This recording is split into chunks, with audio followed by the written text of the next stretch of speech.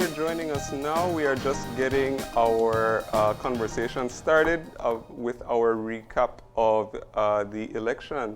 Of course, we were bringing you live coverage all day yesterday of the election, both from the polls to the count, and we are just get into reviewing some of the highlights from the big day.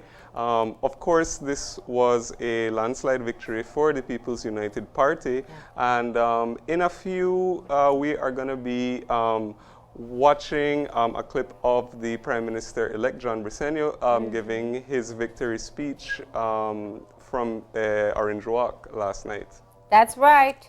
So I think it was early enough, and after Patrick Farber conceded, it was just a matter of waiting until we would see the victory speech by John Briceño, who is first time. He was, of course, there were two new leaders for the parties going into this election, and so now he is officially going to be signed in as sworn in. I'm sorry, as the Prime Minister.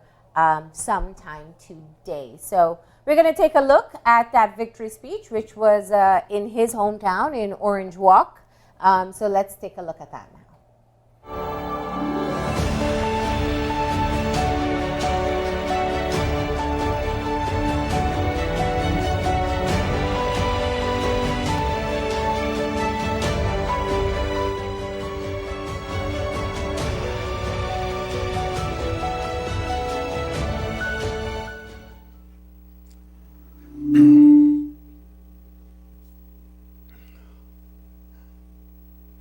Thank you. Thank you, Belize. Thank you to our amazing friends and supporters of our great People's United Party. Today, with high hopes, with brave hearts, and in spite of a pandemic, Belizeans in impressive numbers voted for a new beginning. As a nation, we have kept the faith. From adult suffrage in 1954 to this day, we have kept Belizean democracy strong so that once again we bear witness to the peaceful transfer of authority from one administration to another.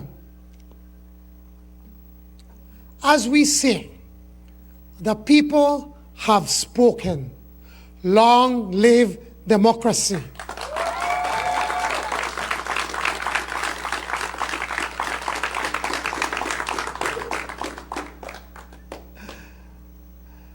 My fellow Belizeans, it is with heartfelt gratitude that I address our nation tonight, fully aware that this 2020 election is a clarion call for our young nation to grow up, to face the challenges of our generation, and to advance our peaceful, constructive, and progressive revolution.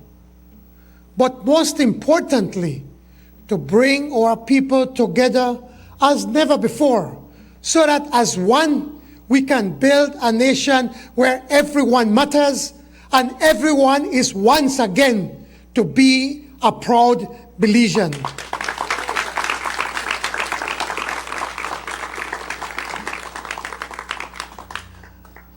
Tonight I want to thank my family, Rosanna, my wife, who is very emotional, my three amazing sons, Daniel, Johnny, and Andre. Sometimes they won't kill me. My best friend and my brother Jaime, and all my other brothers and sisters without whom I could not have been here. We're also blessed to have an amazing daughter-in-law, Roselle, who has added joy to our family and who will soon bring us our first grandchild.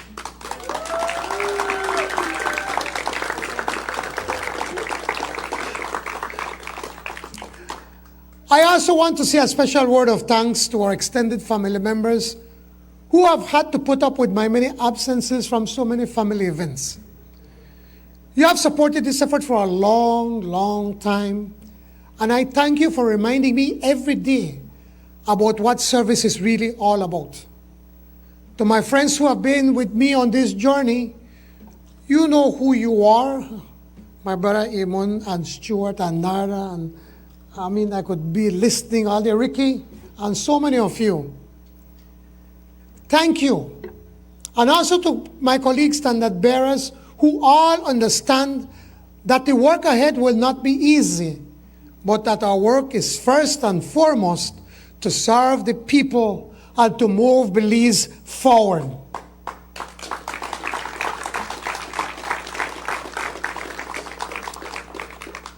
A short while ago, I received a telephone call from the Honorable Patrick Faber, leader of the UDP.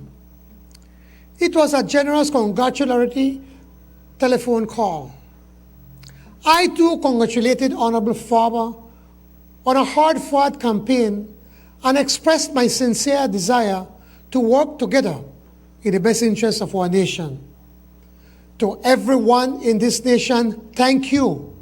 To the good people of Orange Walk Central, thank you for giving me this opportunity for the 7th time to represent you.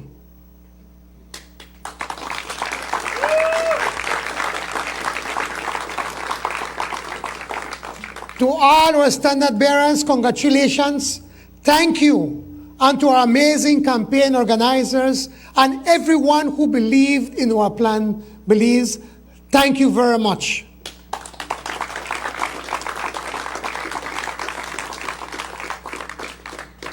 Para mí hoy es una noche de tan suma importancia en lo personal y ciertamente en lo nacional. Quisiera decirles unas palabras en español. Primeramente, les doy las gracias a todos que fueron parte de esa trayectoria tan especial, pero tan larga y muy compleja. A mi familia, mis amigos y todos los que trabajaron, en especial mis campanistas, para hacer esto posible. Y también a la gente linda de Orange Walk Central que sin falta me dan su voto de confianza una y otra vez. Muchísimas gracias.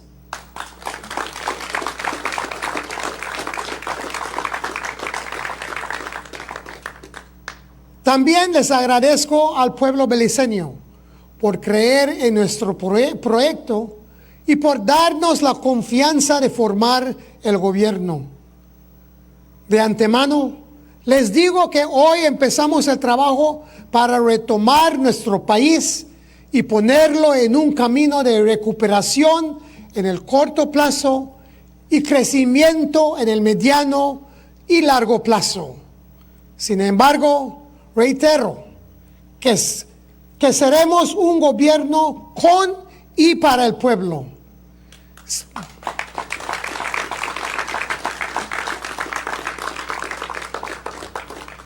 Sigo con mi compromiso que este gobierno PUP será transparente, responsable e inclusivo.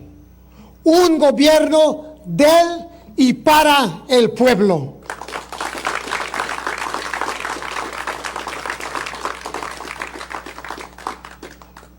So join us, and together let's build a Belize that works for everyone. Thank you, Belize. Thank you so much. Stay safe. God bless you, and God bless our beloved Belize.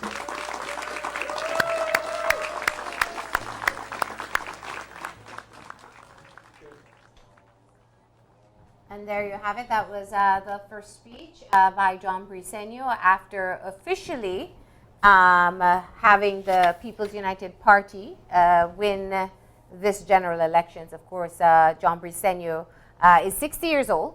He is our first prime minister. He will be our first prime minister that is not from Belize City. He's from Orange Walk, which he always proudly talks about. He has been in electoral politics. He first won his the election in Orange Walk Central in 1993. Yeah. And served as deputy prime minister from starting 1998. And when the PUP lost in 2008, he was then the leader of the opposition. He was the leader of the party up until 2011.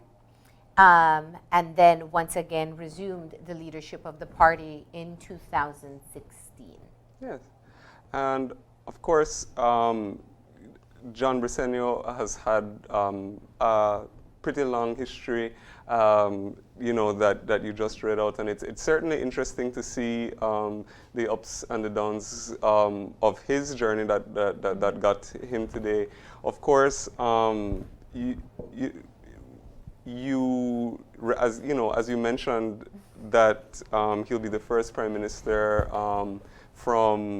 not from Belize City, and proudly representing Orange Walk for the past more than that would be 27 years, and I think that it's very interesting to see that sort of a change. Especially considering how things have. It's just, as I said earlier, it's a whole lot of firsts yesterday, and it's definitely going to be interesting to see what he's going to be as a leader of the country. Given his history with the party and his let's say his progression then to where he has, having served as deputy for as long as he did, surely put him in a position where he's got a lot of political experience. And also he's known as a politician that can still relate very well with people on the ground, very friendly and open to, discussion as a politician. So, we'll be seeing how he can bring some of those strengths to the role of prime minister. Certainly, as the PUP has such a large majority now, it will be interesting to watch him as the captain of such a big ship over the next few years. Absolutely, and in a very, very critical time. Yep. So we'll move on at this point. As we said, we'll be bringing you moments that you may have missed or moments that are worth a second look today. And from the victory speech to the concession speech. Patrick Faber delivered his concession speech in a pre-recording that was posted on Facebook. And that was probably posted a little bit after 9 a.m. That's how early it was clear. And so let's take a look at that now. Good evening to all Belizeans. Just a few minutes ago, I called the Honorable John Briceño to express my heartfelt congratulations on the election victory for him and the People's United Party, and to wish him a successful administration. The challenges that he and his government will face will not be easy, and he will need all the support in order that he can see our great nation through the long road of recovery, not just from the recent floods, but from the impact and effects of the COVID-19 pandemic. I call for all our people, UDPs, PUPs, and those that voted for the third party and independent candidates, to choose national unity as we band together in the face of the challenges that we will no doubt face. I am deeply grateful to the Elections and Boundaries Department, and indeed all public officers who work tirelessly and who risk their own well-being in order to allow Belizeans to exercise their free choice about who would lead them in the next term. They are the true heroes from today, and I salute them. I also salute all those voters that came out despite the risk and the logistic challenges, as there is no greater privilege than the privilege of voting in fair and free elections. And finally, I salute all the candidates that put their name forward for these elections. You, my compatriots, understand the yearning to serve, and if any are like me, you will never give up. While there were winners and losers, the democracy that we have continued to enjoy throughout the life of this great young nation is by far the greatest winner today. Our supporters can be assured that this great United Democratic Party will continue to fight for the advancement of our nation. Our belief in good governance means that we will take on the role as a formidable opposition in the House with the same boldness that we took on governance over the last 3 terms. We firmly believe that this nation needs to continue along its path of development by strengthening our infrastructural backbone, by fortifying our social safety net, by ensuring that our Belizeans are well educated, and that democracy will continue to reign. Long live democracy, long live the UDP, and long live Belize.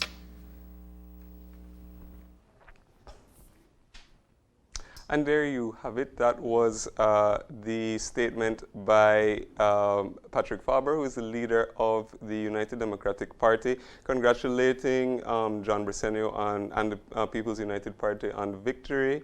And that was a concession speech that was recorded. It was posted to it was posted to Facebook. So, of course, that was again an interesting result.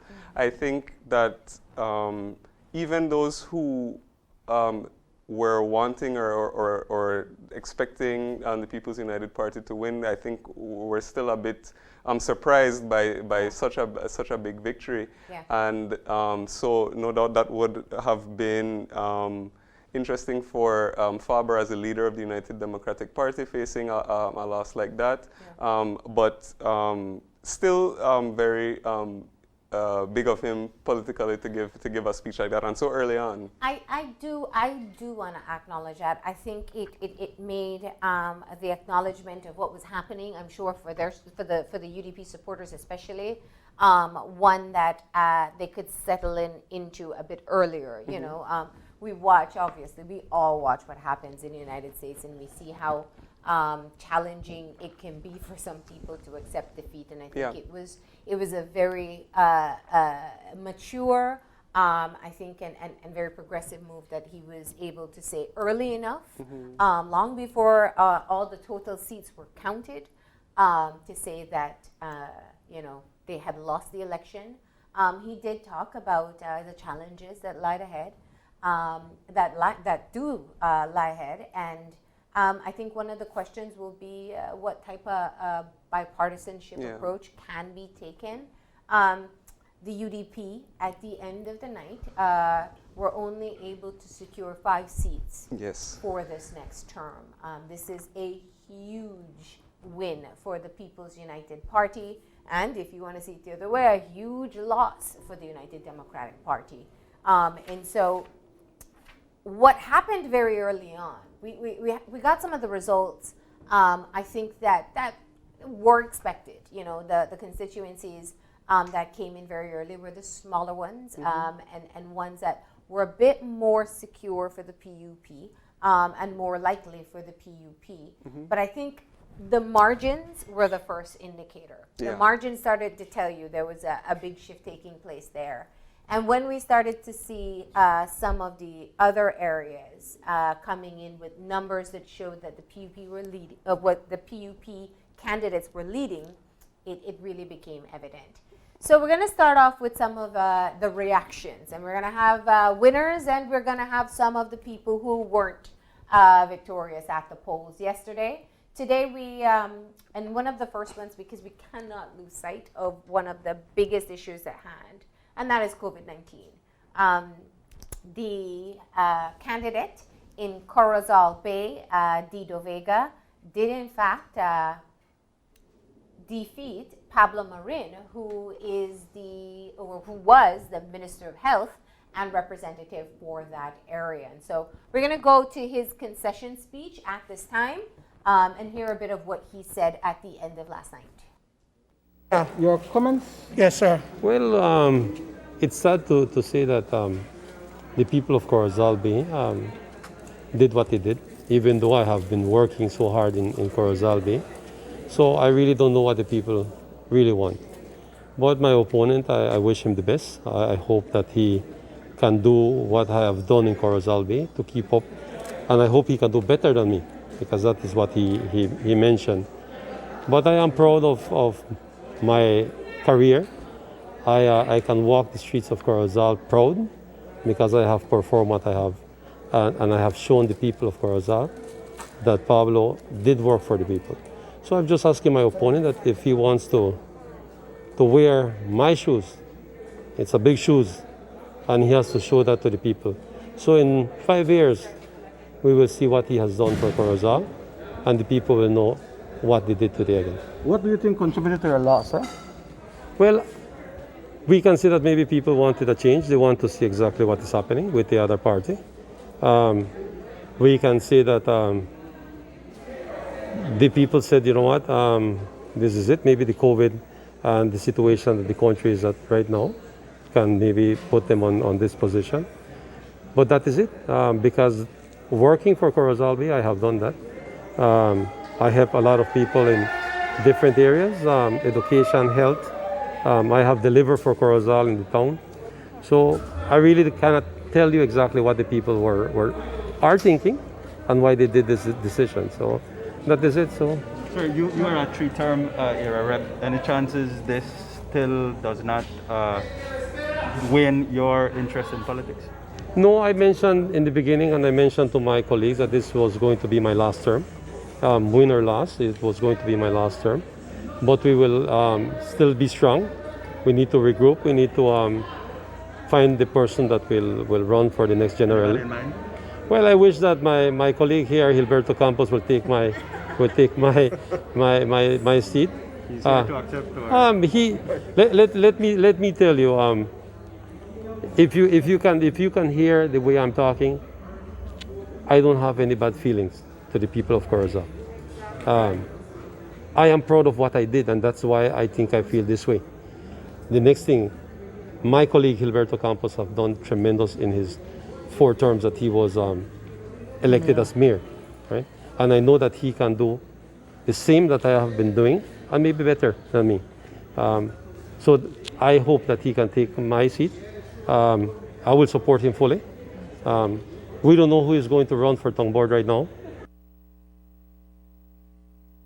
That was the concession speech from Pablo Marin. He won the election in Corozal Bay in 2008, so he served 3 terms under the United Democratic Party, and now the new area representative is Dido Vega.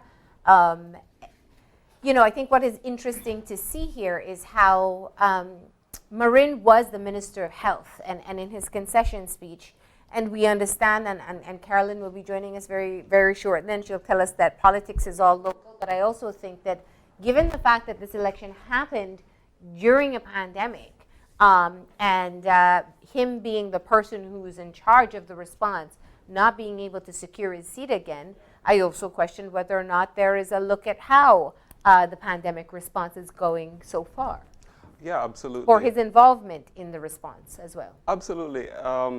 The pandemic, of course, was in the forefront of everybody's mind this year, and was certainly going to have, or certainly had huge influence in the way people voted. And I think part of it, of course, had to do with the government's response to the pandemic, both from the health perspective, but also from the economic perspective. Yeah. And so it was certainly a very big show of who the people wanted to have at the helm, yeah. Navigating the very tough times ahead. And of course, it was an overwhelming result for the People's United Party. And you know, we of course are going to get more into the numbers a bit later, but for now, I think one of the other interesting things to note is if we look at how the constituents are spread out, we know that in particular the Orange Walk district, the Cayo district, several of our districts went completely for the People's United Party. Mm-hmm. And in a few moments, we are going to be looking at an interview with... Well, yeah, this was one of the surprising wins. Mayor Kevin Bernard was successful in defeating Elodio Aragon. Yep, and that's for the Orange Walk East constituency.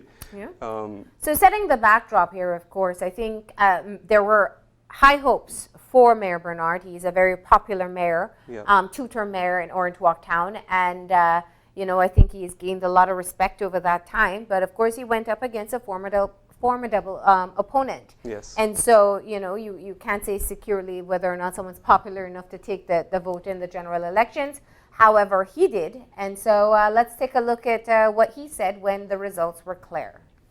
Unofficially, from our indication that we have won this division by 665 votes here in the Orange Walk East constituency, winning the Louisiana area by 108 votes, and winning the rural communities by the largest margins, over 500 votes. And so I want to personally thank the great people of this constituency who had the trust and confidence in me, who believed in my leadership, and know that my commitment will stand, that I will work for the people of this constituency as hard and even harder that I have done as the mayor of this Orange Walk town. You managed to flip Orange Walk East, and we saw Elode Aragon sort of walking out from the compound. How do you feel about it? I won't comment on Mr. Aragon. I am going to say here that despite the fact that he has left without even acknowledging the fact that he has, or conceding, it's obvious the level of character the individual was, and that's why the people of Orange Walk East voted him out for the arrogance, the type of behavior that they display. But we have a new beginning. They have a humble servant. They have somebody that will work for them, that will listen to them, that will answer their calls, that will be able to reach out to them. And that's what I bring to the great people of Orange Walk East. Did you feel any sort of nervousness throughout the day? I think earlier this morning when I was interviewed by yourself and I think somebody else, I know what we were doing, and our numbers were reflecting the exact victory today. Before I came in to the counting room, to the counting station here, I said to my colleagues and I said to the party leader, we are going to win Orange Walk East between 600 and 700 votes, and that is what we delivered for the great people, People's United Party, and the people of Orange Walk East. Well, counting continues across the country. It is highly probable that the People's United Party will form the next government. Are you looking specifically at any portfolios? That is the prerogative of the next You prime must be minister. interested in a field. Everybody has an interest, but I will not comment on that. That's the prerogative of the Prime Minister, and I will serve in whatever capacity he so chooses to put me. How would you celebrate tonight? I'm going home to rest, hug my darling and my wife, and come and talk to the people tomorrow. All right, thank you very much. Thank you. Mr. Kevin Bernard, is there anything that you'd like to tell the people for Orange Walk East? I just want... Right. And there you have it. That was the victory interview of Mayor Kevin Bernard, who was, of course, successful in contesting the Orange Walk East constituency. He, of course, defeated the incumbent Elode Aragon. And this was one of the constituencies which the People's United Party managed to flip. It was, you know, one of many. But as you said before, Marlene, of course, Mayor Bernard is a very popular figure in Orange Walk, and so he's well known, and certainly he had the support of the party, and clearly the support of the people of the Orange Walk East constituency. Yeah. So that was certainly a very hard fought and victory, because he managed to flip it. Yeah. And that was again his victory interview. All right. Keeping it moving, we went Corozal, Orange Walk. Let's go over to San Pedro now. And in San Pedro, Andre Perez unseated Manuel Heredia. We have the victory speech by Andre Perez, and we must keep this in perspective. Of course, he also ran a very tight race when it was the municipal elections just 2 years ago. In fact, that particular election ended up all the way in the courts, dispute over the ballots itself. And here he was, after gaining those inroads after the municipal, now taking the representative post. So let's go to that interview now. First of all, yeah. I thought he was going to cry. He sounded Thank you very much. Thank you very much. I want to say a big heartfelt thank you, especially to our people of Belize South.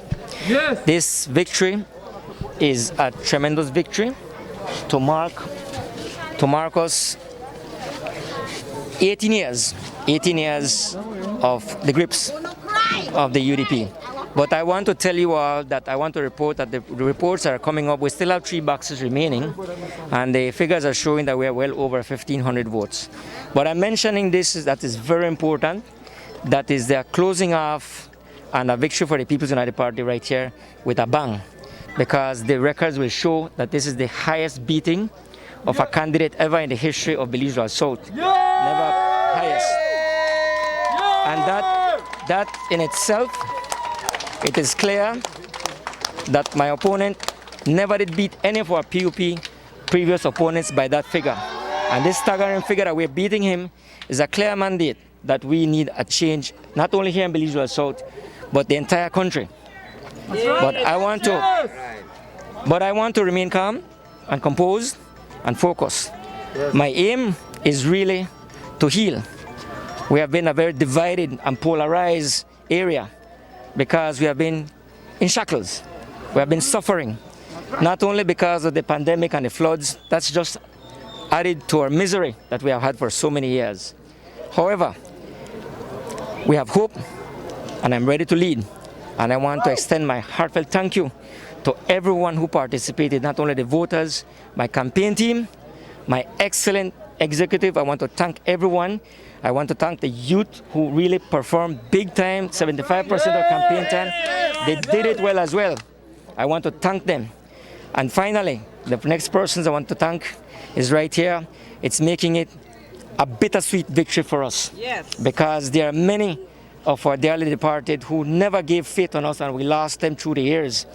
Many people, I can just call out names, I can remember names that were active in the party with us and never saw a PUP government to form. And upstairs, I am thinking about them, that we think about them as well. Last but not least, I have my mom here, and my lovely, wonderful wife right here. Thank you, thank you. But it's a symbol of what we need to do is healing. And family is important. Family is very, very important, right? And we must move forward. But then I want to thank everyone, and I want to reach out or call to everyone. We need to unite. We need to start to heal. And I will lead in that way, in that manner, without any type of retribution or victimization or to be vindictive. But we must be just. Where wrong has been done, where there is anything of wrong, we must correct. Yes. And whatever needs to be done via justice, let it be done that way, but not for any kind of vindictiveness or victimization. But we need to do that, all right? We need to heal. So thank you very much to my entire family, my friends, and everybody, the executive, the great team that we did. It was all teamwork, right? That was the victory speech by Andre Perez in Belize Rural South. Of course, that includes San Pedro and Key Cocker. Moving now to the west. Yep. We are going to be hearing the victory interview with Oscar Mira, who won the Belmopan constituency. Of course, this is another constituency which was managed to flip, and I think surprised a lot of people, considering that Oscar Mira managed to unseat John Saldivar, who has been representing Belmopan for such a long time. And of course was also one of the bigger figures in the United Democratic Party, having won the leadership convention back in February. That's right. So it was a big surprise that this was one constituency seen as once a UDP stronghold. But now we're going to be hearing from Oscar Mira on his victory. We have the live up Belmopan for the People's United Party. Now, we we haven't received any official report from the returning officer as yet. But how is it that you're feeling right now? Well, of course, we're feeling excited. I would like to thank the voters of Belmopan who came out in big numbers today to give me that vote of confidence, to give me that vote of, you know what, we need new leadership in Belmopan, and that leadership is with Oscar Mira. I have given a lot of my life to the service of this country, and now I'm giving it for Belmopan, and it really feels good, but it's not about me. It's about the team that worked for me, and now as the representative of all of Belmopan, not just a part of Belmopan, but all of Belmopan. All right. The work starts tomorrow. The work starts tomorrow. What's the first thing on your agenda for? Yeah, well, after we settle in tomorrow and make sure we get to Ali rest, we need to get back our economy on track. We need to get our people working. We need to ensure that we fight and we defeat COVID-19 in Belize. And that is just part of what we need to do here in Belmopan. But you know something? As I said, it's been a hard fought campaign. We have done everything to ensure that we get the support of the people of Belmopan. And I am so humbled and grateful to the residents and voters of Belmopan who have given me that opportunity, who have trusted me to be their representative. It's not about us. It's about the whole of Belmopan. What do you hope the first 100 days of under your administration looks like? Well, as I said, I need to take a little break tomorrow, get some rest, and the work will start, as soon as possible. As I said, we need to start putting our people back at work. It has been a very long and arduous,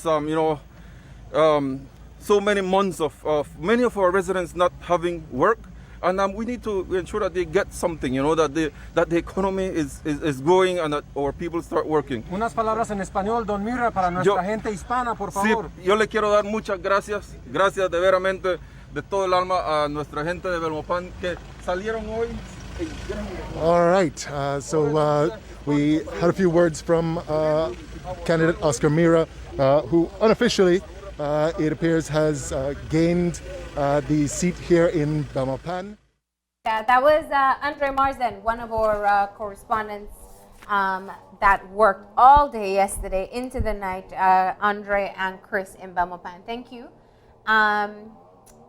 So that is what we have so far. We actually have more clips that we're going to get into, but we're going to take a break. When we come back, we're going to be joined by Carolyn Trent Sanderford, our political analyst, and I don't know how much sleep she got, but she is the lady with the numbers, and we want to talk about what these margins are like and what they're saying. So we'll take that break, and we will be back as we continue to do our recap of yesterday's general election. Please stay tuned.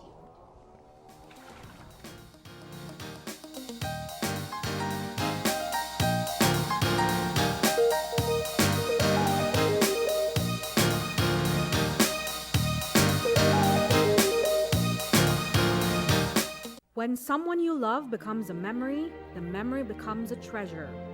Channel 5 introduces the Daily Obituaries.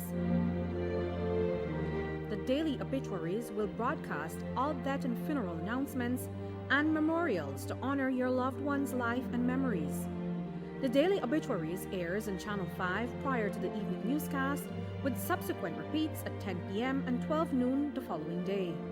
It will also be placed online on our social media platforms, all for a standard package fee. Celebrate their lives and memories with Channel 5's Daily Obituaries. Honor in life and reverence in death. And we'll be back in a few, so stay tuned. Thanks, Jen. Hey there, we know you have to head out to work shortly, but don't forget that you can stay tuned by watching us on our Facebook live stream. Find us at Open Your Eyes BC, and you can continue watching there. You can also download Facebook Watch on your streaming device, and you can watch at your own convenience. And for all the behind-the-scenes fun, follow us on Instagram at OYE Belize. So, find us and follow us today.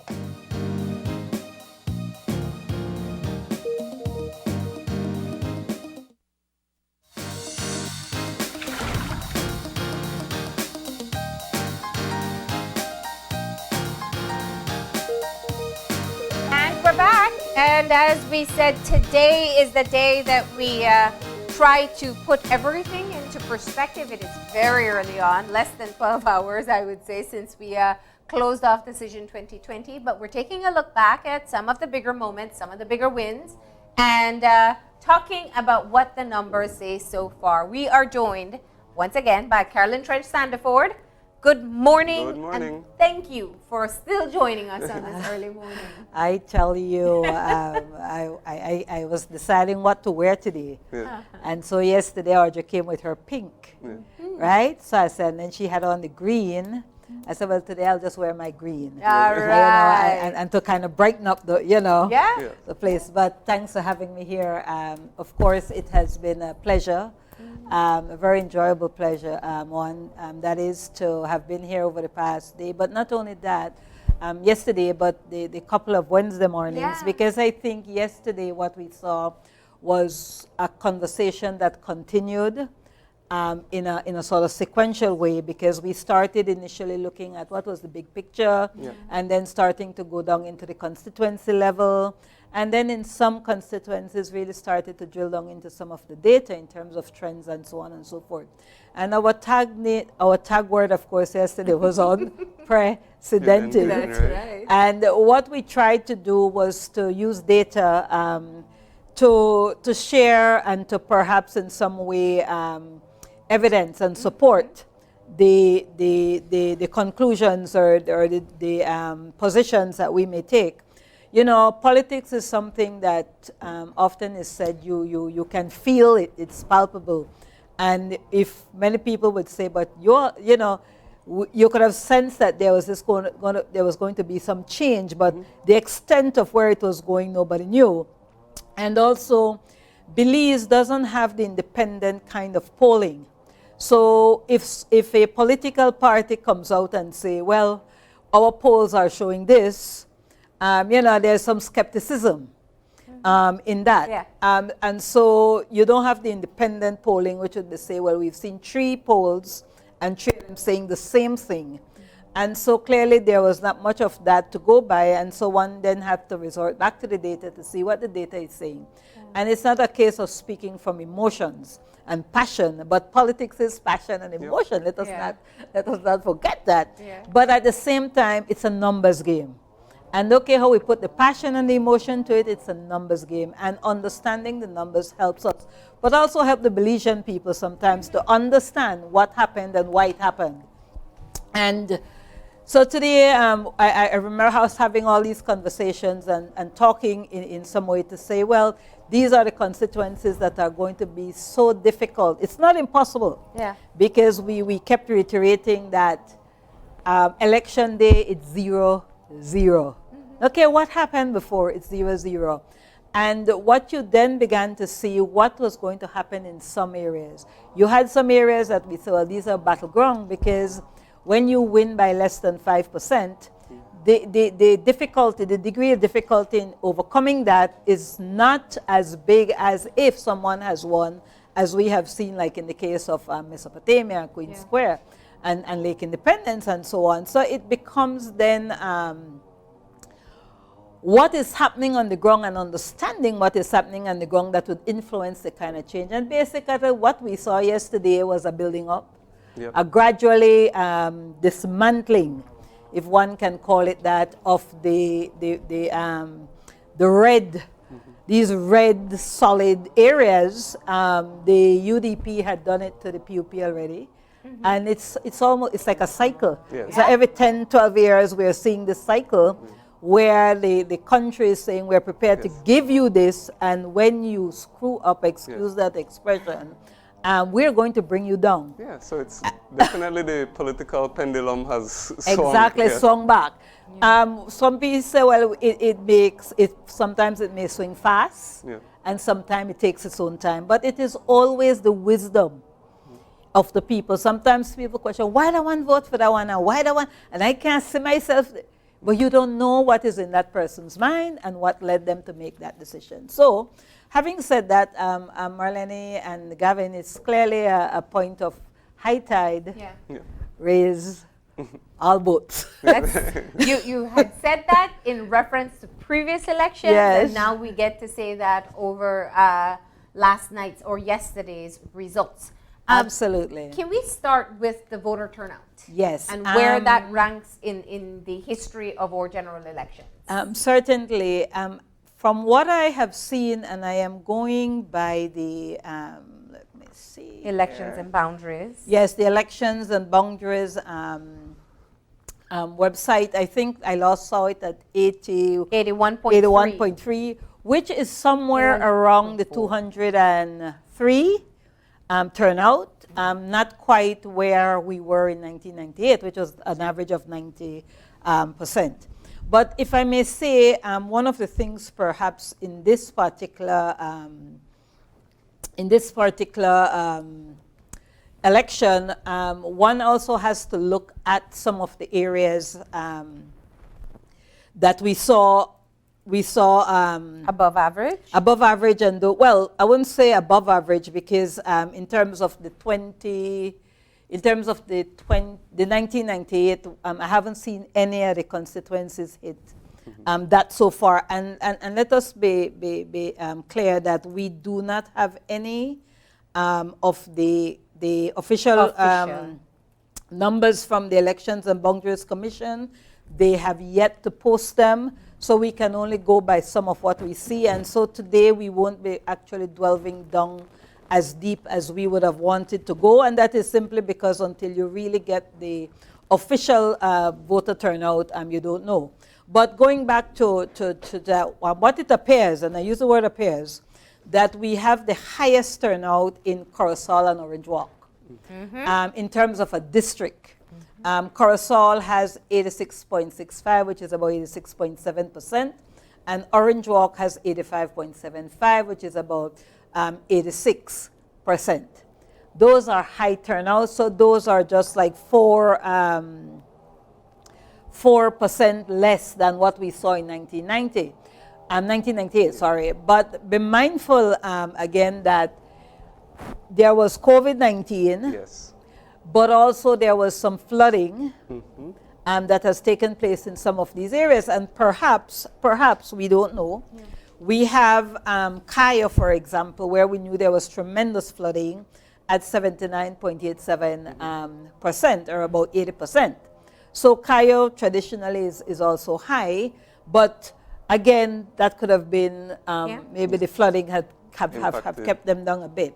Now the website right now, and this is why I said at this point I would not want to forward any official figures, and we will spend some time doing that a little bit later, after maybe the next 2 or 3 weeks when we would have captured all that data.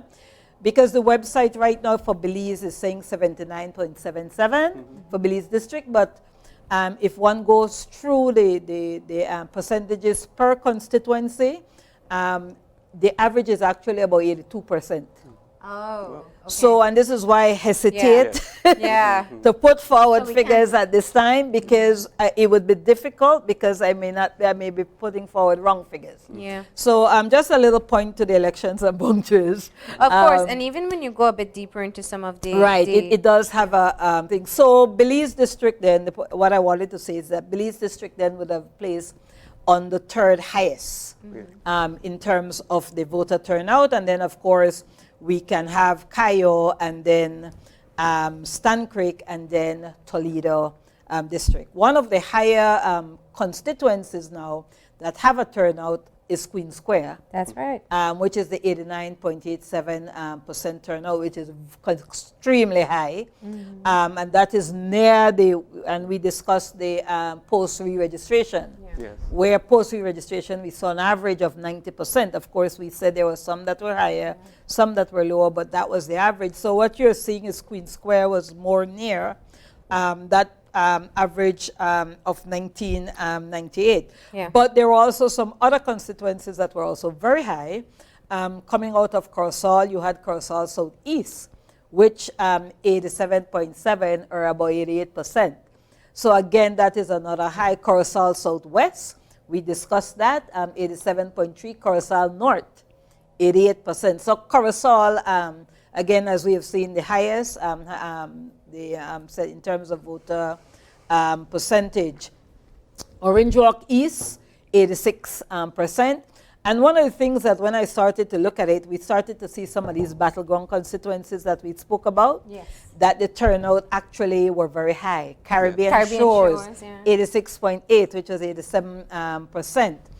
So they were extremely high, so it was clear that there was significant effort that was put into some of these constituencies. So before we go any further, let me ask you, and when you look at the voter turnout being at 81%, there are two reasons that are typically, or two reasons we discussed previously that high voter turnout may be a result of. One is the re-registration process. The rolls are cleaned, people who are no longer living or in that area are removed from the registry. And then the other reason is people come out because they want a change. Exactly. So how do you attribute this one? And this is why we go back to say that we can only, you know, they say hindsight is 20/20 vision, but in politics it's not really that per se, because you're still only speculating. Yes. And unless you were able to do some clear exit polls, which we tried to do in some instances in terms of asking the right questions, you're really uncertain, and you really have to perhaps just speculate and lay a picture. We spoke just a little earlier, so right. 1998 was 90% average after re-registration, and yet we're still seeing a very high, not there yet, but some constituencies were nearing there. So we discussed the flooding. That's maybe what had placed Cayo maybe fourth in terms of voter turnout within the whole country. But then there is also the issue of border closing. Yes. Yes. Be mindful that, yes, we may look at, there are many Belizeans who abroad studying, young people, people who have gone on vacation, people who may have had to leave the country for some other reasons. And then you have quite a number of our Belizeans who live partially in Belize, partially in the US, kind of thing. So you also had the border issue, which maybe could have added that 2-3% more that would have lifted it up. And that is what becomes very unique, because to my mind, then it is saying that COVID-19 did not necessarily have an impact in terms of a voter turnout. As much as we had thought. Yes. And then Absolutely. And I was even earlier on in the show, I was making the comparison with Jamaica, which had an extremely low turnout this year. Absolutely. And people were, of course, considering that COVID was a big factor in that, whereas if we compare it to Belize, Jamaica was about 30, hovering around 30%, and we've made the big jump to almost 80. Absolutely. And again with Jamaica, one also, and I always go back to say, one has to understand their politics as well. Yes. And one have to understand that the current government under Holmes appears to have been a very popular government, young person, very visionary. Social media is his means of communication. Everything Andrew Holmes does is on social media. But not only that, he's a very visionary person. I can say to you that I met Andrew Holmes. I'm a part of a group called the Caribbean 2030 Network, and he is a part of that group. I met him in the UK at a meeting when he was the leader of the opposition. And I always remember having this conversation with him, and there were two key things that he kept speaking about.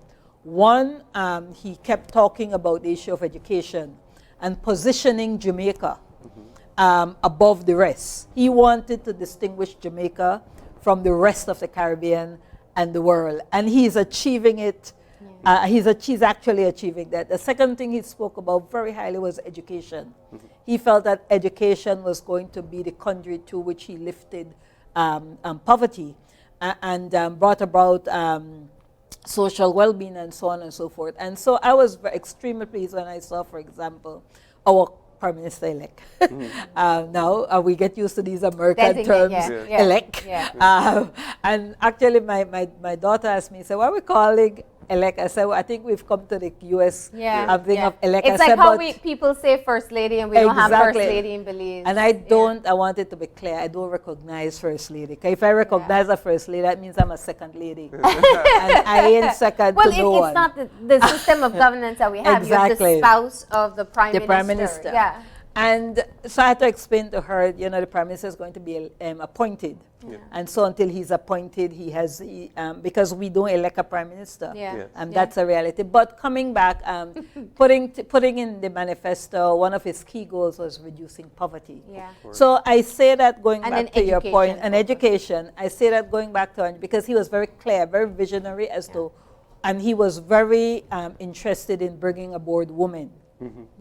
And he has shown that because we have seen where a high percentage, for the first time, of members of parliament are women in Jamaica. So I say this as to say, sometimes when we do these comparisons and you see a one term, he was a one term as well. It was a different context. So it's a different context, no re-registration, and so on and so forth. So understanding all that then and bringing back to our focus, yes, COVID, in my opinion, did not play a role in terms of whether I come out or not.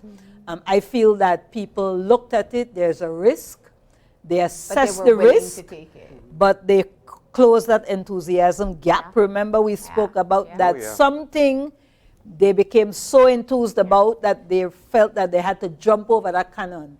I had to go into, yesterday I took part in delivering a few voters to the polls, you know, and in a particular case, I went into Belama, and you should see all the way up in Belama totally flooded. And so there were cases where vehicles were going in and bringing out people. People were coming out in all that flood to pick up the other vehicle to bring them out. That is telling you they are prepared to do what it means to get to that poll. And I think that enthusiasm, there could be many reasons for it. And let me just add to that, though, because I do think we have to acknowledge that there were a lot of protocols put in place as well. From everyone on board, from the political parties whose campaign included how clean they would have their transportation, to elections and boundaries, to what they implemented there. And the advice, of course, from the public health officials that we do have. So I think that helped. We didn't see the post re-registration high 90s that we saw. So maybe that was COVID, that final 8%. But also, there is some voter apathy as well. Because I know I met a few voters who just said, I don't really... I'm not and that that's enthusiasm. That is enthusiasm, But it was considerably high. Yes. And I think from early, if you recall, we spoke about that yesterday morning, where we said even the voting patterns have changed. Because we saw where people were going out earlier. And yes, we understood it was a public and bank holiday, but people were going out earlier. They want to get out. So even though and part of it was the COVID, because that was their explanation. But I guess the issue of COVID it was not, what one would say, the consideration of it was to the extent that, yes, it is happening, it's out there, but I am prepared to go out there regardless of that, because let us face it, the cases are rising. The number of deaths are rising, and people are seeing that already. So they know there's a situation. Then that puts you down to the other side of, and I think you started that conversation, who the people trust.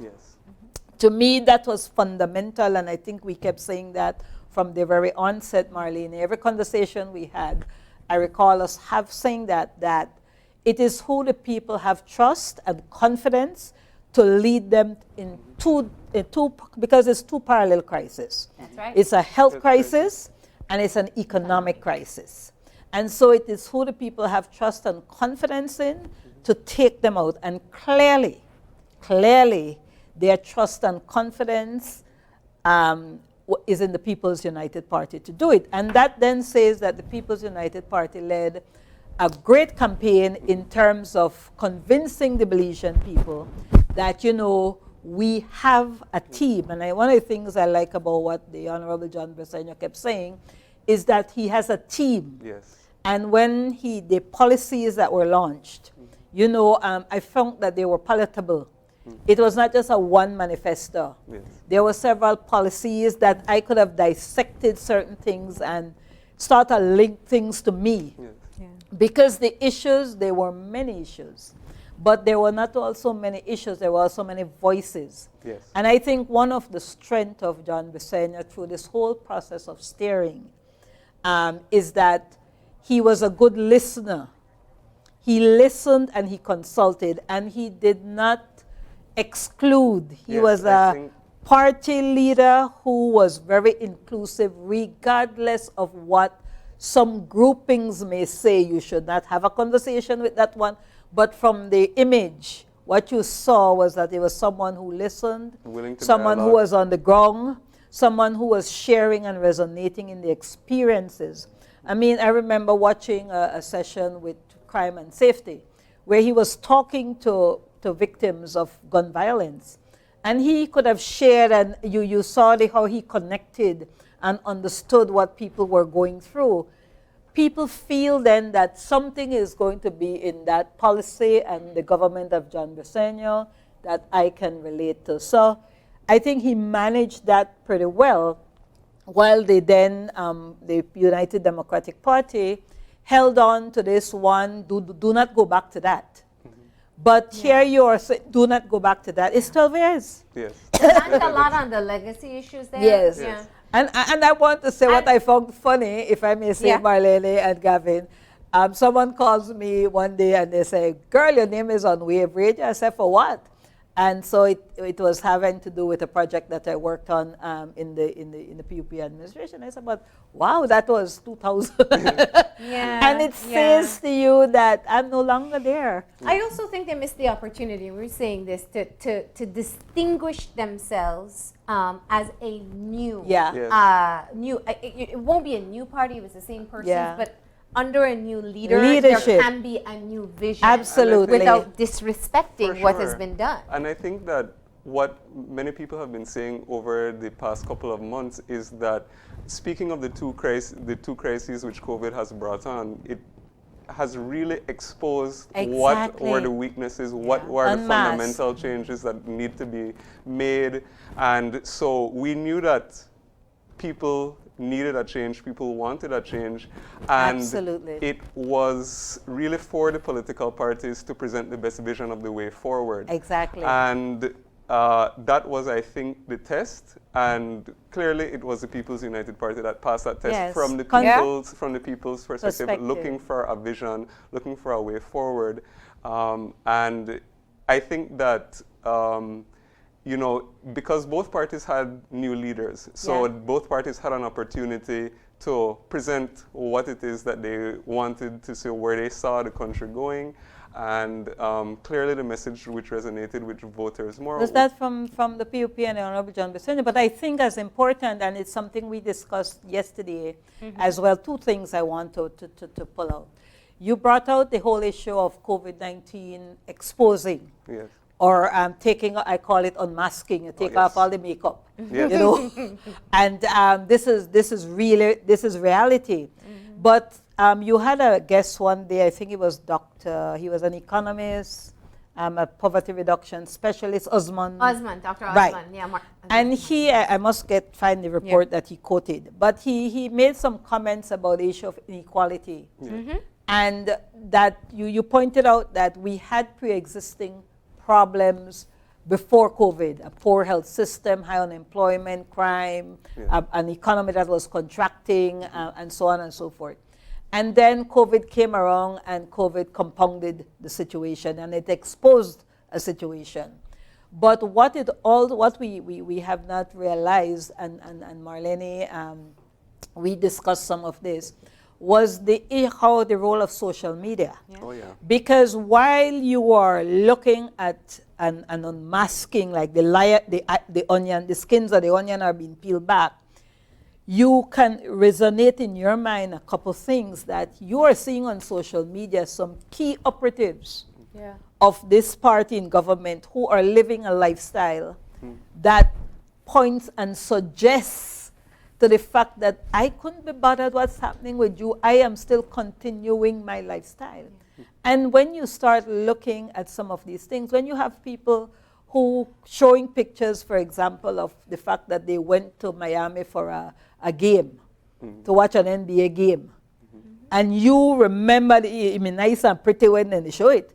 But now here you are suffering, and you're beginning to realize that, hey, our money has gone and do that. And then I think Deputy Cordell Hyde put it so nicely when he said, you see all these fancy buildings, and then you see these contracts for the 100 million to one person. But something I think which resonated and maybe we didn't pick up, the Bolido contract. How many people in Belize play Bolido? Bolido, you know, with lifeblood.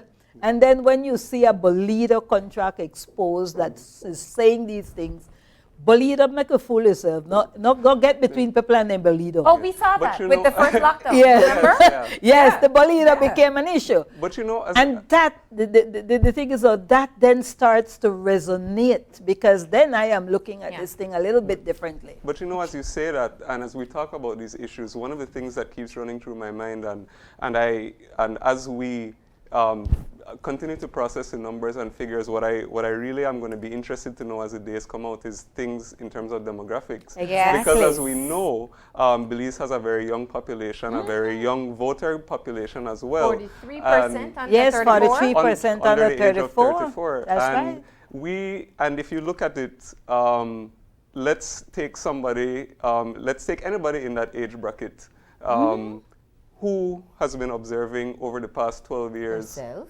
Yes, I remember don't take yourself out. when in 2008 I was 17, and you know, if we observe what has been going on over the past 12 years, I think that when we talk about issues and that are important to the voting public, people want to know, people in this age bracket, they want to know about jobs, they want to know about the economy, they want to know about, and not only that, but they will have observed what are the issues and the problems in the style of governance that we have, and people want to see a change. Of course, on our show, we've had several conversations with groups like the Youth Votes Matter campaign.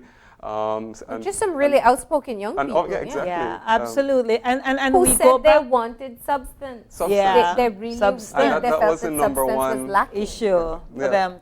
And another issue, let me say, going back to this trust and before we confidence. go into any more issues, we do have some more clips. So let's take this clip in. We want to get in some of these clips that we aired last night. So we're going to Dangriga. We did the West. Now we're going to Dangriga. Dr. Louis Zabané defeated Frank Papamena, and we will take a look at his interview after the results were announced. In yet, but all indications are that we have really won.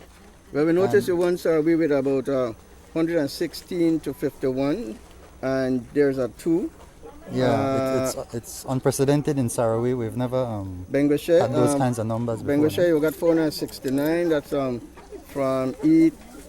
That's one of the polling stations over there. Yes. As well as well, in next one you got about 224 over Papamena, and I think in Hope Creek you have something up like about 213 to 260 so far. How do you feel about those?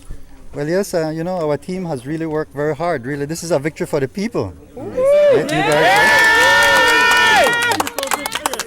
So while I get the opportunity to speak on behalf of everybody, it's everybody who has worked so hard for us to be here. Correct. And we can't even start talking without saying thanks to Almighty God for this opportunity, and to pledge that we will work very hard every day for all the people of Dangriga. That's right. Right? We'll work for everybody. We also heard that the Honorable Patrick Faber has called the yes. The party leader. Well, now Prime Minister. No, Prime Minister. Prime Minister John Briceño. Now talk to us about how you feel. No, it's a great victory for Belize, right? When we say all away for win, and now we say all away for win, right? All right, and so there we had it. That was Dr. Louis Zabané, who defeated Frank Papamena in Dangriga. And I tell you, that again is another what I call a great swing over. I was looking at some of the data I got from Dangriga, and in reality the spread has moved from 7.2 in favor of the UDP to 26.8 in favor of the PUP. So you're looking at a 33% swing. I mean, that was major, and I really don't want to talk about the one in Lekai, because that is What just is that? so Margin of 3,000 votes, over 3,000. You're talking in Lake Independence, 90.8% to 9.2%. I've never seen this. 10 to 1. Yes, I have never seen this. The worst I've seen was the UDP in 2003 with 17%. I think it was Diane Haylock, who, if I recall, because even at that point in time, Sadie Ellington got, as an independent candidate, more. But I wanted to just complete that issue of trust and confidence, because for me, I've kept saying this, that it will all boil down to the person, the party, and the leader, that the people have trust and confidence to lead them out of this health crisis, to lead them into an immediate recovery and a long-term sustainable growth path. And I think one of the things that the former leader of the United Democratic Party, Dean Barrow, the Right Honorable Dean Barrow, did, I think he did a disservice to his successor. In all fairness to the Honorable Patrick Farber, that election had nothing to do with him as a leader, in my opinion. It doesn't mean that as a person, what is the word I wanted? It doesn't mean as a person that his leadership qualities were not taken into consideration. Let me be clear. I'm not saying that. But I'm saying that the Right Honorable Dean Barrow didn't do anything to support that leadership, to basically say, let me give him an opportunity to show what he's capable of doing. Up until Saturday, the former Prime Minister was making statements when he was no longer leader of the party. And I thought that was also telling, because what you're saying to the Belizean people is that not even I have trust and confidence. Now, he said it before in the actions when they had the first leadership convention, when they were prepared to go with the other person, and then it took another convention to bring Patrick in as a leader. But I thought that was telling, because it's telling the Belizean people that we don't have our own leader. Why should you have? That is how that psyche could also play. It doesn't mean, like I said, that the particular individual, the qualities were there for leadership, because obviously the people have judged that as well, and that could have contributed. But I think that boiling down to what we keep saying, the issue of leadership and trust.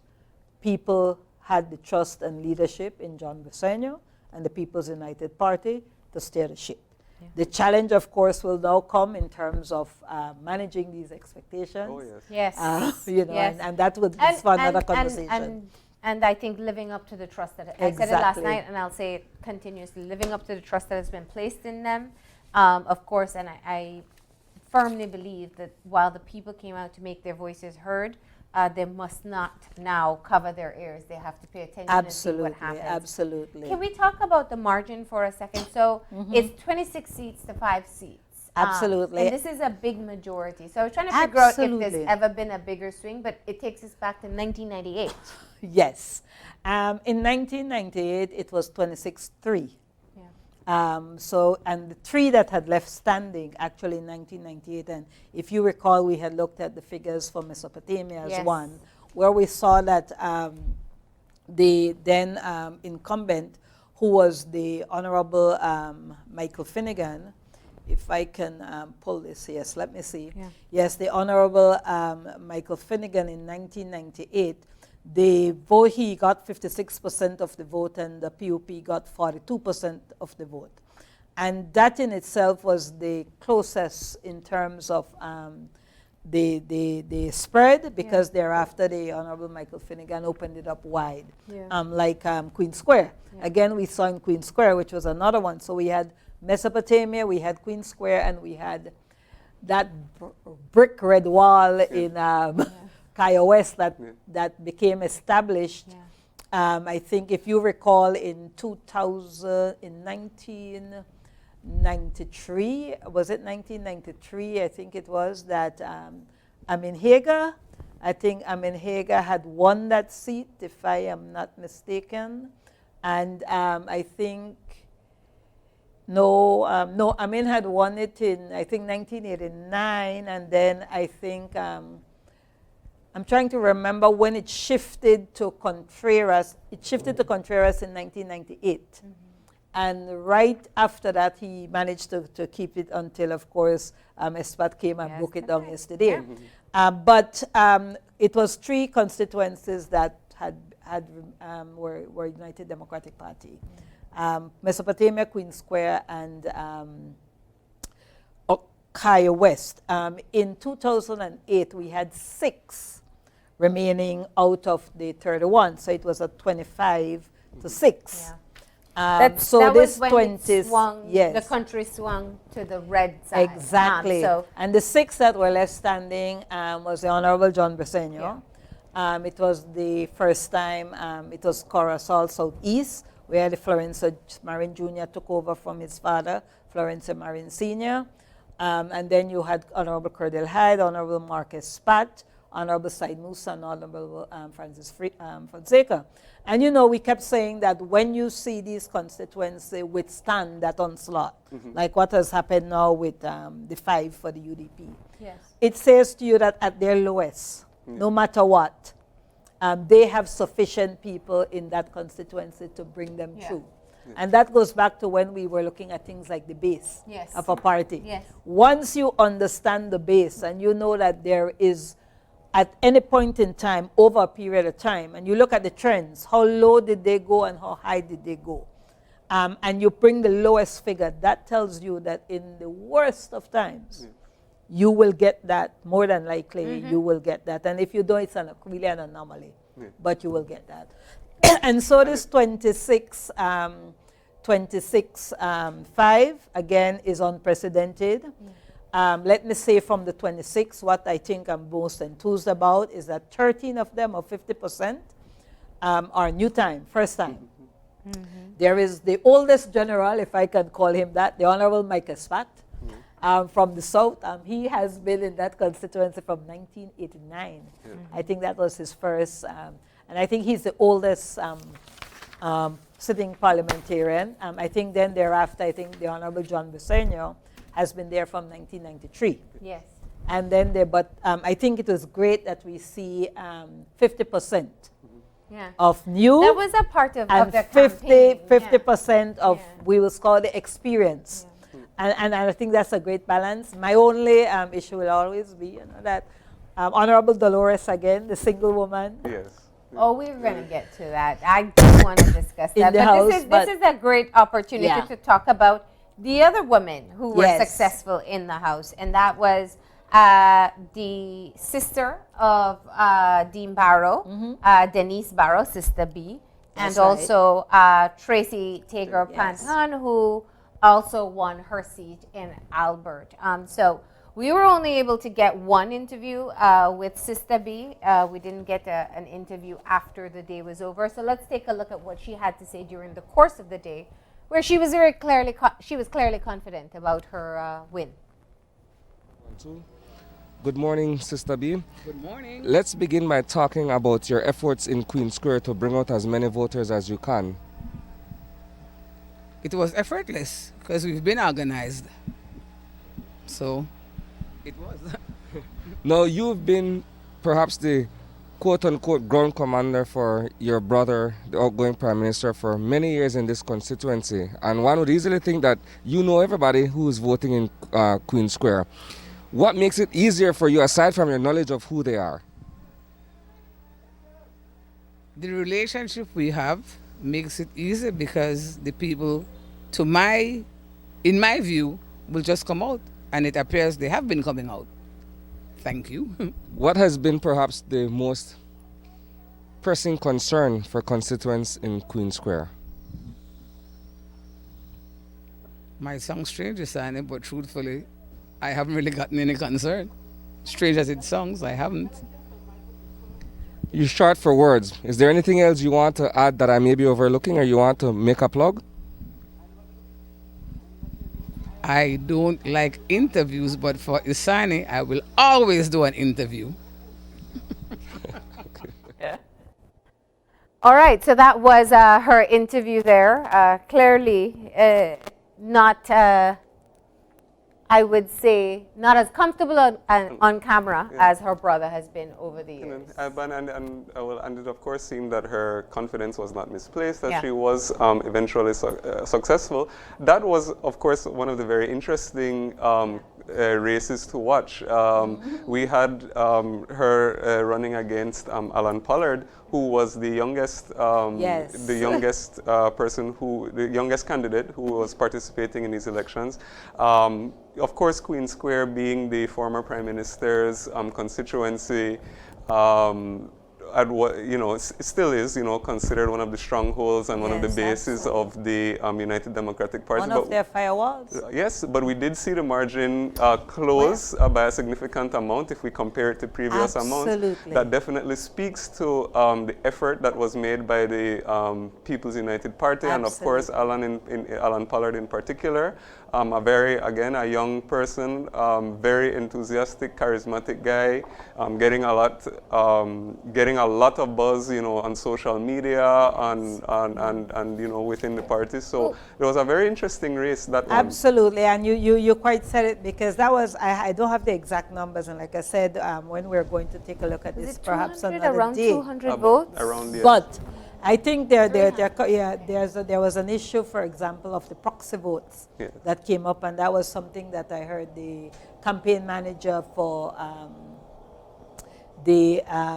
Alan, I think, who is his father, I think. Somebody was talking about it in Alan's interview, if you recall the interview last night. They were mentioning it. Actually, we have that. So do you want to go to that while we get those numbers sorted? So we have Alan's interview. Let's take a look at that, and then we'll come back and talk about just what happened here in terms of how he reduced that margin. Mr. Pollard, Mr. Pollard, talk to us about the feeling. I know this is your first time in electoral politics at this level, and you may have put in everything that you had into this particular race.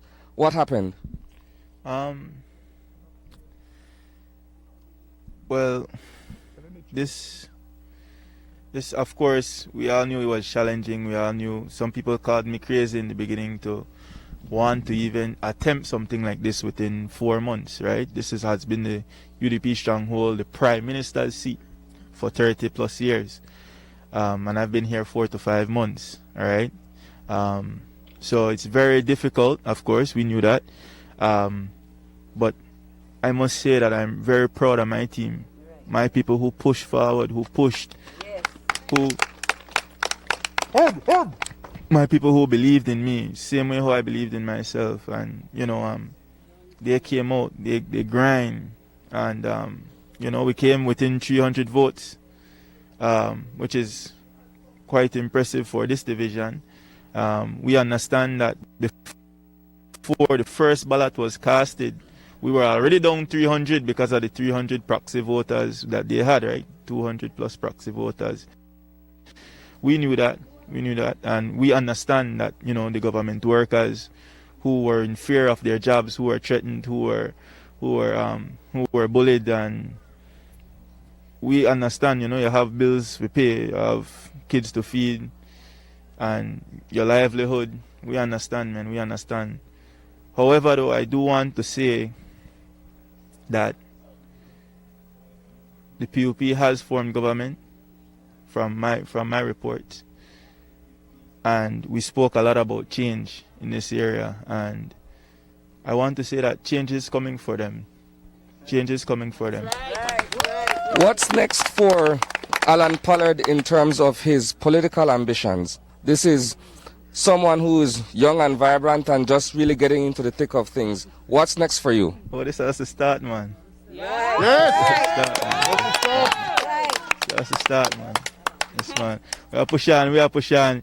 But I do want to say, man, I just really want to say, guys, if every youth in Belize would watch this right now, I just want to know that anything you put in your mind to, no matter what people tell you, just push on. And resilience will show in Queen Square one day. Southside kid. A Southside kid. That was the People's United Party's candidate for Queen Square. So that was Alan Pollard there. Yes, absolutely. And we saw the point that he raised, that he said, or even though you were talking about a double edge here, because on the one hand, you already had this great margin, and be mindful that Queen Square was was at the top of the list in terms of the degree of difficulty, because the spread margin, was 61.2%. So that's very, very high. You did talk about some 80 to 20 percentage voting that took place in that particular constituency. But on top of that, you're also dealing with proxy votes that you have no control of. And what are proxy votes? I think most people would know that the proxy vote is the people who have to vote for elections, who have to work for elections, the public officers, the security forces, and so. Yeah. They are allowed to vote proxy because they're unable to vote in person. So immediately they signed off a proxy paper and they pass it on to someone to vote for them. Now they may want to vote one way, you don't know what the scenario has been, but according to Councillor Pollard and this candidate, they already figured it out, and this is where analysis comes in, and I give them their credit. They already knew there were some 300 down. Yep. In a constituency that they were already 61.2% behind. Yep. So that, and then you're not dealing with big numbers. Yes. Because if you're dealing with big numbers, 300 may not have been. But when you're dealing with small numbers, then that becomes an even more difficult. And I think one has to look at, and these are some of the things we're going to be looking at. I think another one that we have to look at, and we spoke about Belmopan, and we were talking about women, Marlene. You know, we always use the opportunity to support and big up women because we want our governance system to have more representation of women at the highest levels. And so we must recognize the efforts of Anna Guy. Anna got, as far as I am aware, 686 votes, as far as I am aware. Yeah. And out of a total of 6860. 686 might be the number for, what do you call it, pick tree? Because she got 686 of 6860. Yes. Okay. So that's 10%. Yeah. Yes. 10% of the vote she controlled in Belmopan. And that's very interesting because as far as I can go back, outside of Wilfred Ellerington, who got that 27.3% when he ran in 2003. This is perhaps the second, the highest in percentage in terms of independent vote. And that is significant because remember, we also looked at the exit of Sir Ellerington out of the Pickstock constituency.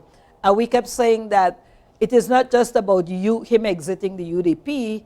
When the UDP was able to win, because in addition to the UDP votes, even though he was traditionally a UDP, he did run independent. And the fact that 27% of the population of Pickstock at the time saw it fit to vote for him, that said something about him as an individual. Yep. And so when he exited, that independent also exited, if we can put it that way. So when you're looking at 10%, for Anabai, traditionally a UDP came off a UDP platform. So the final numbers there were 684 for Anna Banergai, 4,172 for Oscar Mira, and 2,004 for John Zaldivar.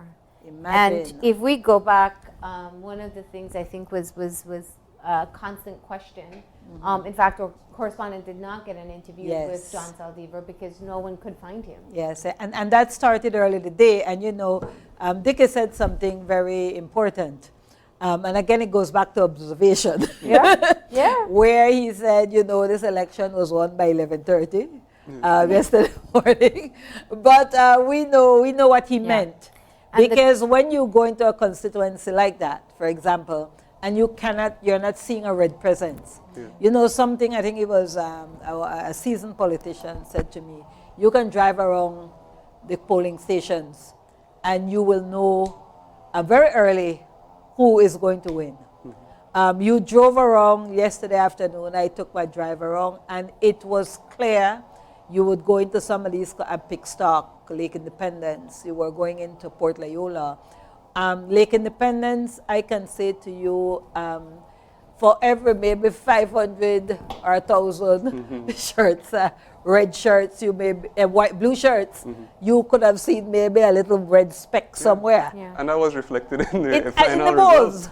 And you saw the same thing in pick stock. Yeah, that was the biggest margin. That was the 3,000 yes, Lake Independence. I keep saying that it pains my heart, partly because I have a empathy with women.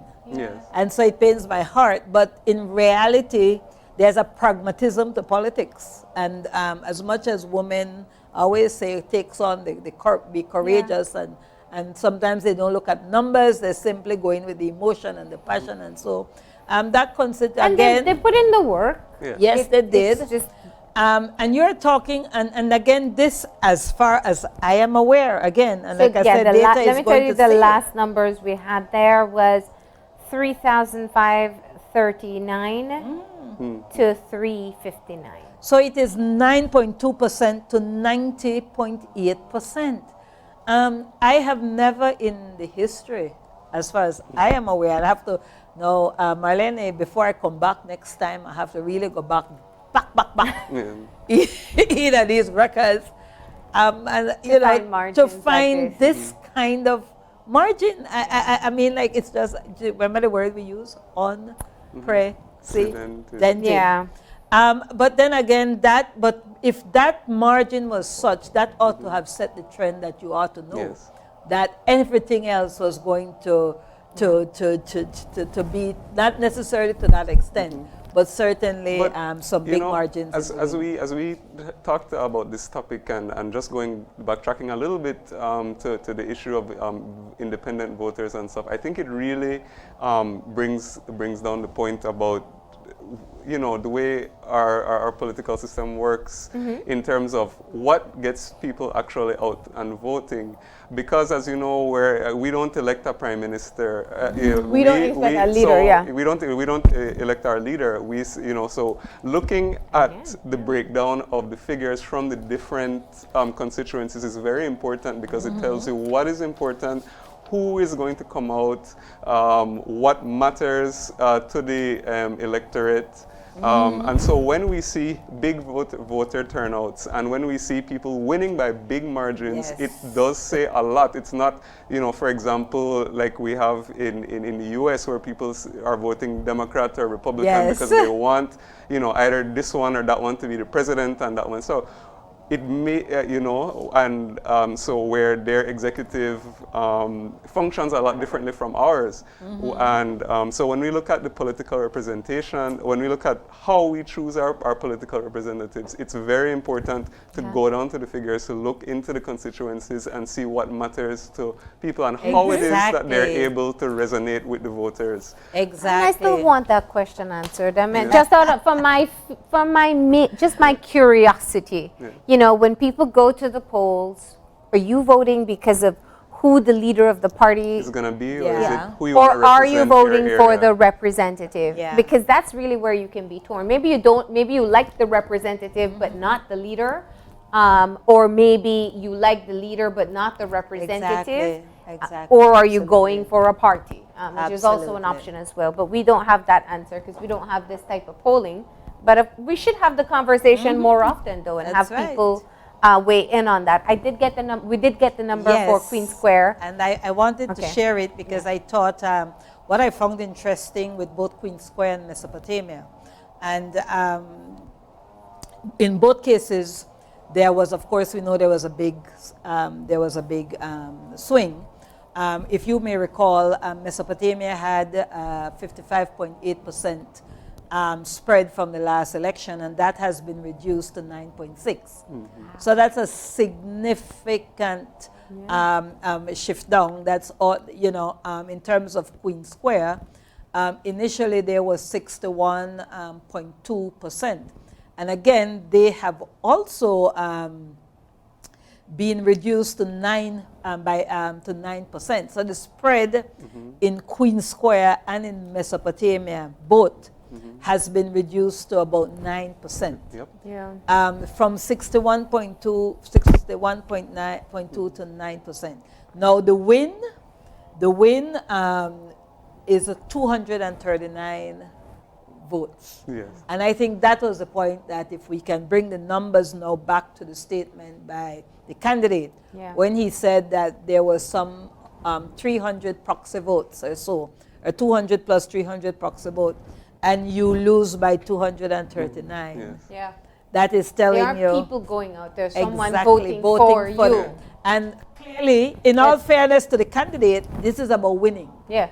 Is when you're in the election, it's to win. So normally, if the candidate gets that proxy, the candidate is going to give it to somebody who they know for a fact is going to vote for them. Yeah. And so the issue of the proxy clearly made a dent. And this is why we come back to this point, Marlene and Gavin, that understanding the data. Now, clearly, we also can say, it's better to have an ugly win than a pretty lose. Yeah. Because at the end of the day, if you win by one, you win by one. Yeah. It's a numbers game. Yes. And I will always remember the Anthony Boots Martinez, who I'm figuring he has now decided to retire for true now, saying that if 3 people go vote and 2 vote for you, you win. You win, yeah. And I think, as we look at some of the trends overall from this election, even the seats in which the United Democratic Party was successful, the margins were much smaller. I mean, we've spoken about Queen Square and Mesopotamia, but we also have to look at the Albert constituency. Exactly, as well. And we haven't gotten the full data for that again. And we did say we really have to go to another. But I wanted to do one which is also a little bit anomaly. If you go, and again, please be mindful that this data is not official data. We haven't gotten it yet. But if you go to Corozal North, what I found interesting in Corozal North is that the Honorable Hugo Pat appears, I use the word appears, to have increased his lead. Going into the election, his spread was 8.7%, and that is now 14%.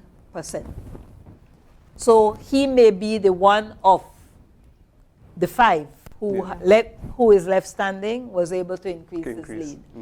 Now we don't have the data from Collett fully yet. So the last data at least I saw, was 1 box was left. But we'll have to then also look at the one for Collett. Yes. Because the last box, I think, the last figure, I think they were leading by some 300 or 400 votes or something like that. But I'm just saying that Hugo Pat may, because from the election before the 2015, it was a significant win. It was like 60 to 30 or something like that.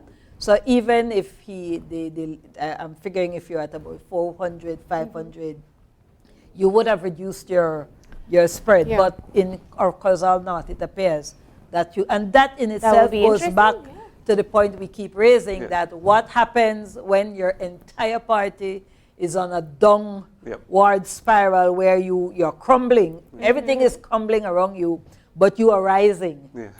And that, again, if you may recall, in the leadership convention, he was cited in the first instance to run for party leader. And he was the deputy And he was the leader for deputy, state, exactly, and the deputy prime minister. If you recall, because he was the first, as I understood, he was the first deputy.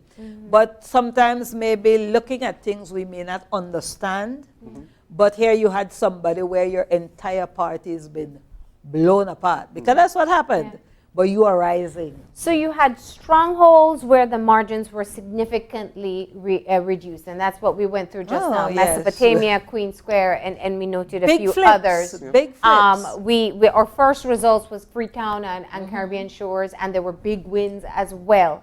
But let's go to where you really saw, and I think the surprise came from the West. Absolutely. And because you always talk about the Red Hills. Yes.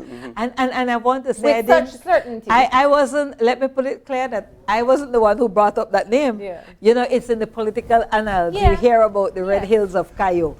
And to have that red wall, it's like having the Berlin Wall, you know, come crumbling down. You are talking about major strongholds, and remember, go back to the 1998 PUP onslaught, where at a minimum, one constituency stood, which was Cayo West. Yes. But also go back to the point that I raised yesterday when I was saying also that in the north, we were clear on gains for the PUP. It manifested in the municipal elections. Orange Walk Town and Coruscant Town. It was clear that the North was coalescing around the People's United Party and the leader, and we pointed out to that the historical significance of having the Prime Minister of the country for the first time, not only coming from the North, but the first time coming from a non-Belize city. The bragging rights them people have now. You can't say nothing, them got bragging rights. Fine. So we saw the North. We also saw Belize City. And we looked at specific constituencies, and we saw how that manifested itself.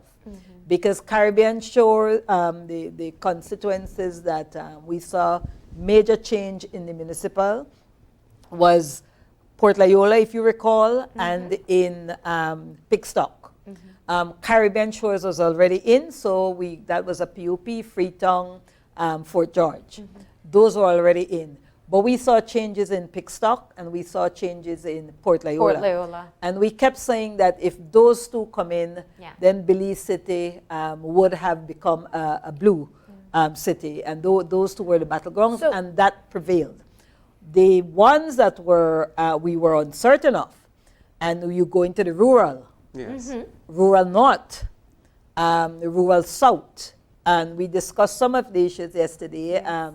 And you saw the whole rural machinery. Now, Castro was someone, and Manuel Heredia was someone who were thought to be impenetrable. The dreads from they were just the barefoot. You know, they were linked to their communities. They came down, and then we went west. And remember again, Marlene and Gavin, in the municipal, Benqueviejo, San Ignacio, Santa Elena, and Belmopan held up for the UDP. What transpired between 2018 and 2021? And we must say, I mean, it's even beyond just looking at that. Some of the candidates were relative unknowns. Exactly. And so, in fact, one was not even registered to vote. Well, I mean, I think people will always make that joke that you I won. mean, these are the unprecedentedness. Yeah, that was. I think if we walk away with our list of shockers, the Cayo results will definitely be a big part of that. We got to take a break. You did mention Edmund Castro, who in fact lost his area last night, and we have his interview after his defeat that will take us into a break, and then we'll be back after that. Minister, I see you leaving very dejected. Tell me what's going through your mind, Minister. Any words to your constituents? I love you, baby. You take this one hard. Sweetie, I'm gonna tell you something. Right? As much love I have for my people and my constituents, that way they want, and they choose that, that's fine. I'm at peace with myself. Okay. I have done great for the people, the great people of Belize Rural now. I have done very good for them. So, the way they want, they get what they want. Check the records prior to we. I hope they could live with what they voted for. No flaw. We did Good night. All the best. We did what was rejected from.